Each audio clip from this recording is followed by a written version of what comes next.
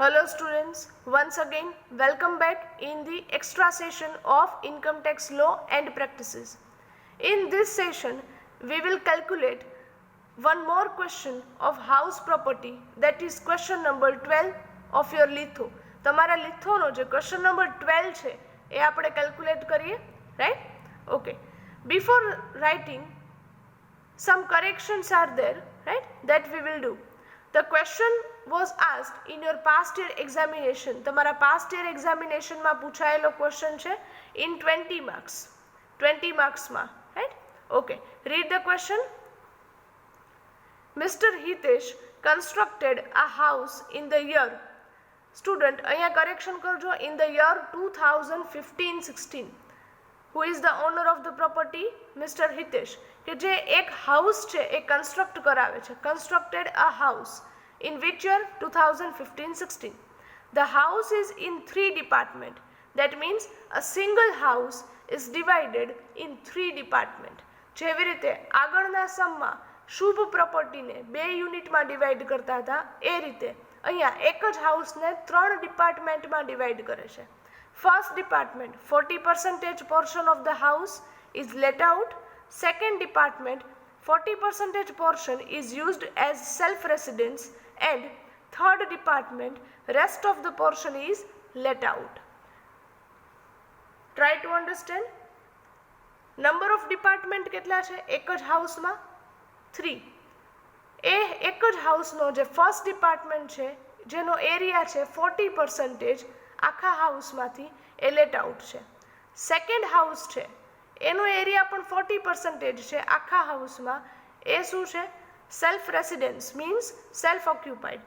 And third department is also let out. એ remaining portion, આ બંને 40% છે, તો ટોટલ 100%માંથી એમને ડિડક્ટ કરો તો રિમેઇનિંગ જે 20% છે એ શું હોય? Department 3. Other details are as under. Number 1, municipal value 80,000, fair rent 70,000, standard rent 90,000. Now student, આ જે વેલ્યુ છે, મ્યુનિસિપલ વેલ્યુ હોય, ફેર રેન્ટ હોય, સ્ટાન્ડર્ડ રેન્ટ હોય, એ ક્યારેય ડિપાર્ટમેન્ટ વાઇઝ ન હોય. એ ક્યાં હોય? એ સિંગલ હાઉસ પ્રોપર્ટી વાઇઝ તમને વેલ્યુ આપેલ હોય. તો આપણે આગળના ક્વેશ્ચનની જેમ જે રીતે શુભને અલગ અલગ યુનિટમાં ડિવાઈડ કરી અને એમની વેલ્યુઝ છે પહેલાં ટેબલમાં ફાઇન્ડ આઉટ કરી હતી, એ જ રીતે અહીંયા તમારા બધી વેલ્યુઝ છે એમને આ 40 અને રિમેઇનિંગ 20% પોર્શનમાં ડિવાઈડ કરવાની રહેશે. આ ખ્યાલ આવે છે? કારણ કે આ બધી વેલ્યુ ક્યારેય તમને ડિપાર્ટમેન્ટ વાઇઝ ન હોય. મ્યુનિસિપલ વેલ્યુએશન એ ડિપાર્ટમેન્ટ વાઇઝ નહીં, હાઉસ પ્રોપર્ટી વાઇઝ થાય. આ ક્લિયર થાય છે student? Right? Okay. Rent of the first department was let out, right? તો એમનું રેન્ટ તમને આપેલું છે 4,000 rupees per month. Then rent of the third department 2,500 rupees per month. તો સેકન્ડ ડિપાર્ટમેન્ટનું શું સ્ટુડન્ટ? એ તો ઓલરેડી શું છે? Self occupied, right? એટલે એમાં રેન્ટ હોય નહીં, બિકોઝ એ સેલ્ફ રેસિડેન્સ છે. Next point, municipal tax 10%, out of which half is paid. Municipal ટેક્સમાં તમને પર્સન્ટેજ આપે છે 10%, એન્ડ ઓલ્સો હાફ જ છે એ પેઇડ છે, તો રિમેનિંગ હાફ છે શું હશે? અનપેઇડ. આપણે ક્યાં લેવાના છે? Always only paid amount. So જે પણ મ્યુનિસિપલ ટેક્સ આવશે ટોટલ, એને આપણે શું કરશું? Half, because only paid amount is deductible, unpaid is not deductible. Next one is given ground rent. Ground rent આપણે ક્યાંય પણ લેતા નથી, so ignore. Next, fire insurance premium, again ignore. Students, આ બધા પોઈન્ટ્સ તમે રીડ કરીને કન્ફ્યુઝ થાવ કે આનો યુઝ ક્યાં થાય. આમનો યુઝ અહીંયા ક્યાંય પણ થશે નહીં, so ignore it. Next point, housing loan interest 70,000. આખી હાઉસ પ્રોપર્ટી છે એક જ, એટલે એમનું ટોટલ ઇન્ટરેસ્ટ આપેલું છે 70,000. તો તમારે તો એને ડિપાર્ટમેન્ટ વાઇઝ ડિવાઈડ કરવાનું રહે, right? Okay. Out of which half is unpaid.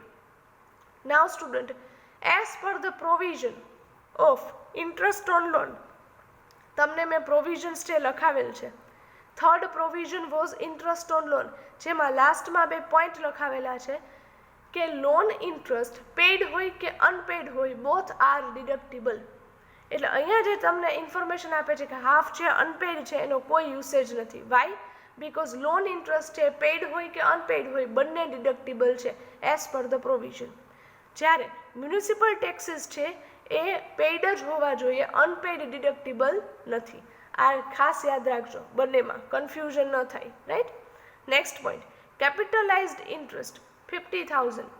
Now students tell me, તમે જ કહો, capitalized interest means it is pre construction loan interest. ચલો આ ખ્યાલ આવે છે, right? Pre construction loan interest. Next one, first department is vacant for 3 months. That means first department vacancy period is given. How much? 3 months are there. From the above information, calculate taxable income from house property for the assessment year. Change કરજો 2020-21. ચલો question છે clear થાય છે student? Question એકદમ easy છે, short છે, પણ calculate કરતા તમને આવડવો જોઈએ. Right? Okay, let's start with it.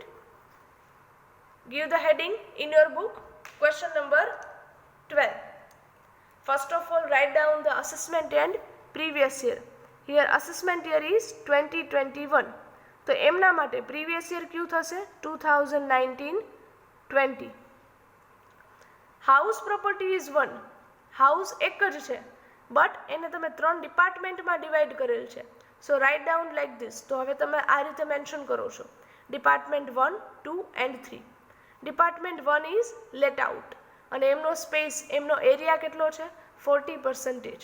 Department 2 is self occupied, જેમનો પોર્શન પણ 40% છે. And department 3 is also let out. જે રિમેઇનિંગ પોર્શન છે, ટોટલ કોઈ પણ પર્સન્ટેજ છે 100 હોય તો એમાંથી 40 એન્ડ 40 માઇનસ કરો છો તો રિમેઇનિંગ 20% છે એ પ્રપોર્શન કયો છે? ડિપાર્ટમેન્ટ 3 માટે. ચલો આ ક્લિયર થાય છે student? Now find out department wise values. તમારે ડિપાર્ટમેન્ટ વાઇઝ બધી વેલ્યુઝ છે ફાઇન્ડ આઉટ કરવાની છે, બીકોઝ હાઉસ પ્રોપર્ટી તો એક જ છે. Right? So give the next heading like this and prepare this table. આપણે જે રીતે શુભમાં બનાવેલું હતું યુનિટ 1 એન્ડ યુનિટ 2, એ જ રીતે અહીંયા 1 house but department are 3. So 3 columns, department 1 which is 40%, department 2 which is 40% and department 3 which is 20%. Now divide all the details one by one. First one is given municipal value. Municipal value total is 80,000. જેને તમે divide કરો છો department wise. કઈ રીતે? Total is given 80,000.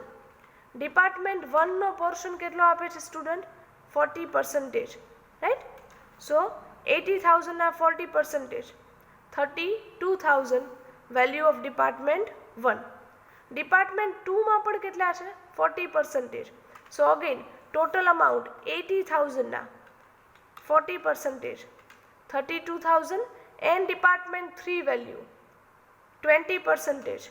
તો 80,000 ના 20%, it comes 16,000.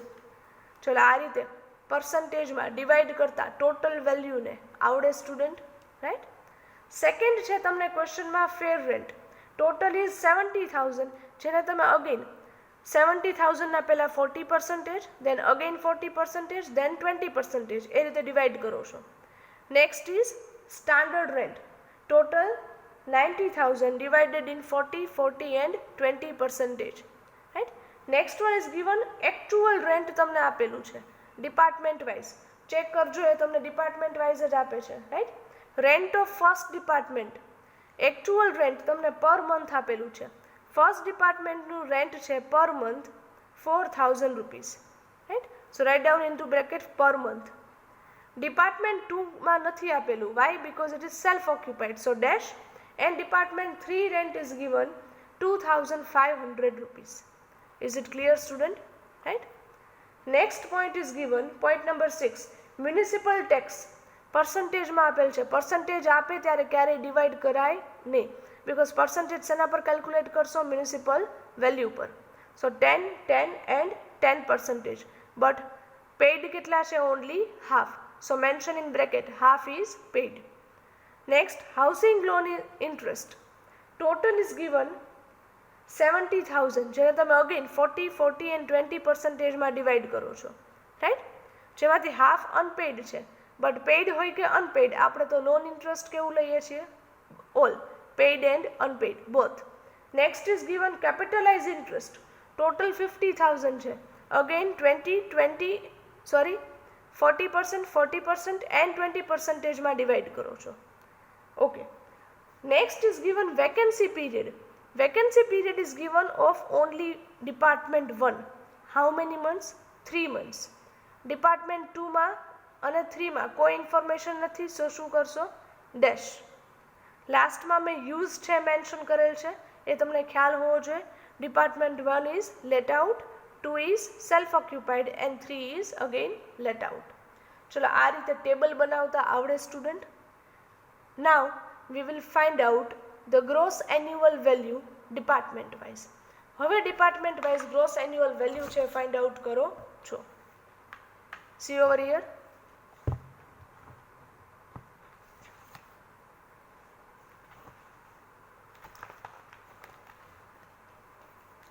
First, department 1, which is let out. Vacancy period is given in department 1, so apply clause A and C. First, find out clause A. What is the formula? Municipal value of department 1. Student, હવે આપણે આ બધી value શેમાંથી લેશું? આ table કે જે તમે prepare કરેલ છે એમાંથી જ બધી વેલ્યુઝ છે લેવાની છે ડિપાર્ટમેન્ટ વાઇઝ.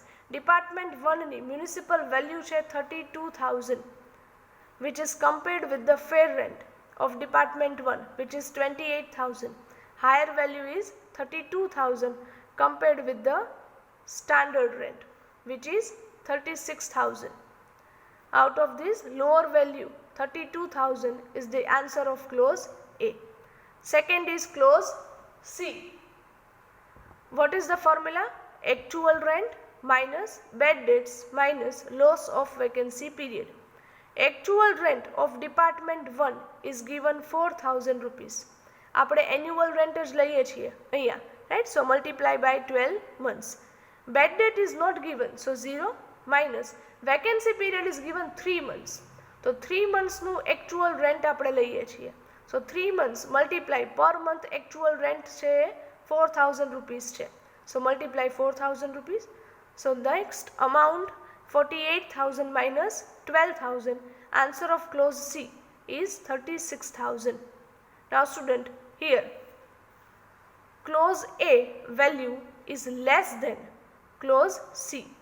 જ્યારે ક્લોઝ એની વેલ્યુ લેસ હોય ત્યારે ક્લોઝ સીનો આન્સર છે એ જ તમારા માટે ગ્રોસ એન્યુઅલ વેલ્યુ છે એ થશે. So here clause A is less than C, so gross annual value is 36,000 rupees. Clause સીનો આન્સર છે એ જ. ચલો આ ક્લિયર થાય છે સ્ટુડન્ટ? જો એની વેલ્યુ હાયર હોય તો શું કરતા હતા? Revised clause C. આ યાદ આવે છે, right? Okay. Now department 2, which is self occupied. So self occupied હોય તો gross annual value will always be 0. Is it clear? Next is department C or department 3, right? Department 3, which is let out. Department 3 માં તમને ક્યાંય પણ vacancy period નથી આપેલ. So vacancy period is not there. So we will apply clause A and B. Let's apply first formula, clause A. What is the formula? Municipal value of department 3 is 16,000 compared with the fair rent, which is 14,000. આ બધી values ક્યાંથી લઈએ છીએ? The table that we have prepared earlier. જે table આપણે આગળ બનાવેલું છે ત્યાંથી. Out of this, higher value is 16,000 compared with standard rent 18,000. Out of that, lower value is 16,000. Answer of clause A. Second clause is clause B. What is the formula? Actual rent minus bad debts. Actual rent is given per month. આપણે annual rent જ લઈએ છીએ, so multiply with 12 months. Minus bad debt is not given, so 0. So answer of clause B will be 30,000 rupees. Now compare clause A with clause B. out of that higher value will be selected. Over here it is 30,000, which is the gross annual value for the department 3. Now we have the gross annual value of each department 1, 2 and 3. ચલો હવે ખ્યાલ આવે છે student. House property એક જ હતી, but number of department કેટલા છે? 3. Next we will prepare the statement. Statement showing taxable income from house property of Mr. Hitesh. Statement કઈ રીતે પ્રિપેર કરો છો? First column for particular. House property is single, only one house is there, but sub columns are 3. Department 1, 2 and 3. Department 1 is let out, Department 2 self occupied and Department 3 again let out. Let's start with the statement. ક્યાંથી start કરીએ છીએ? Gross annual value, right? Gross annual value of Department 1 36,000, Department 2 0 and Department 3 30,000 minus municipal taxes. હવે student municipal taxes જ્યારે તમને પર્સન્ટેજમાં આપે ત્યારે calculate શેના પર કરશો? મ્યુનિસિપલ વેલ્યુ પર. ડિપાર્ટમેન્ટ 1ની મ્યુનિસિપલ વેલ્યુ હતી 32,000. એ 32,000ના 10% ટેક્સીસ છે અને એમાંથી પણ હાફ જ પેઇડ છે. હાફ કેવા છે? અનપેઇડ. આપણે ક્યાં લઈએ છીએ? Only paid, right? So half means 1/2. 32,000ના 10% અને એમના હાફ, વિચ કમ્સ 1,600 રૂપીસ જે તમે માઇનસ કરો છો. નેક્સ્ટ સેલ્ફ ઓક્યુપાઈડ છે તો એ તો ડિડક્ટિબલ જ નથી સ્ટુડન્ટ, ટેક્સીસ એના, તો 0 again. And department 3 which is let out, જેમની મ્યુનિસિપલ વેલ્યુ હતી 16,000 રૂપીસ, એમના પર ટેક્સ 10% એન્ડ એ પણ હાફ જ paid, so 1/2. It comes 800 rupees. ચલો આ ક્લિયર થાય છે. ટેક્સીસ માઇનસ કરો છો so you will get the net annual value. Department 1 34,400, Department 2 0 and Department 3 29,200. Next, minus deduction under section 24. 4 deductions are there. Number 1, standard deduction 30%. શેના પર calculate કરીએ છીએ? On net annual value. Net annual value પર. Department 1ના net annual વેલ્યુના 30%, which comes 10,320. Department 2 self occupied છે, so 0 and Department 3 net annual value na 30%, 8760. Second deduction is interest on construction loan, right? Total was 70,000. જે already તમે divide કરેલું છે ત્રણેય department wise આગળના ટેબલમાં, તો એ જ પ્રમાણે મૂકીએ છીએ. 28,000, 28,000 and 14,000. Third one, interest on pre-construction loan. Now student, total capitalized interest was given. તમને કેપિટલાઇઝ ઇન્ટરેસ્ટ એ ટોટલ આપેલું હતું 50,000, જેને તમે ડિપાર્ટમેન્ટ વાઇઝ ડિવાઈડ કરેલું હતું 20,000, 20,000 અને 10,000માં. હવે ચેક કરો કન્સ્ટ્રક્શન છે કમ્પ્લીટ ક્યારે થાય છે? તમને ફર્સ્ટ લાઇનમાં જ આપે છે constructed a house in the year 1516. That means construction છે એ 1516માં થયેલ છે. That means on or after 1/4/2015. When construction is completed after this date, at that time 20% amount is deductible. અહીંયા તમને ટોટલ ઇન્ટરેસ્ટ આપેલું છે તો આપણે એના શું કરીએ છીએ? 20%. ડિપાર્ટમેન્ટ 1નું ઇન્ટરેસ્ટ હતું પ્રી કન્સ્ટ્રક્શન લોનનું 20,000, એના 20% which comes 4,000. ડિપાર્ટમેન્ટ 2નું પ્રી કન્સ્ટ્રક્શન લોનનું ઇન્ટરેસ્ટ હતું 20,000, અગેન એના 20% which comes 4,000 and department 3 interest was 2,000 rupees. ચલો આ ક્લિયર થાય છે. Fourth deduction, interest on repairs loan which is not given at anywhere, so make a dash. At last you will get the taxable income from house property. In case of Department 1, loss is there, minus 7,920. Department 2, loss, minus 32,000. And Department 3, profit, 4,440 rupees. ચલો અહીં સુધી ખ્યાલ આવે છે student? Is it clear? Now student, આ department wise તમને profit ઓર loss છે. તમે તો સિંગલ હાઉસમાંથી કેટલો પ્રોફિટ ઓર લોસ થાય છે એ જ ફાઇન્ડ આઉટ કરો છો, રાઈટ? સો એક એડિશનલ કેલ્ક્યુલેશન છે આપણે અહીંયા કરીએ છીએ. સો total taxable income from house property, એક જ હાઉસ પ્રોપર્ટી છે એની ટોટલ ટેક્સેબલ ઇન્કમ કેટલી? તો કે there are 3 ડિપાર્ટમેન્ટ, ત્રણેયની ઇન્કમ ઓર લોસ હોય એને પ્લસ કરો છો. ડિપાર્ટમેન્ટ 1 +2 +3. ડિપાર્ટમેન્ટ 1માં તો લોસ થાય છે, so -7,920. Department 2 again loss, so -32,000 plus department 3 profit 4,440. આ માઇનસ પ્લસ કરો છો બધી amount, at last you will get the loss from this house property. Overall તમને આ સિંગલ હાઉસ પ્રોપર્ટીમાંથી શું થાય છે? Loss. How much? 35,480 rupees. The question is quite easier student. તમને બધી અમાઉન્ટ ડિપાર્ટમેન્ટ વાઇઝ ડિવાઈડ કરી કેલ્ક્યુલેટ કરતા આવડવી જોઈએ. બાકી હાઉસ પ્રોપર્ટી તો એક જ છે. આ ખ્યાલ આવે છે student? So this is the answer of question number 12. I hope this sum is clear to you. બરાબર વ્યવસ્થિત રીતે કેલ્ક્યુલેટ કરી અને સમજજો, right? So here with this we are concluding with this session. Thank you very much and have a nice day.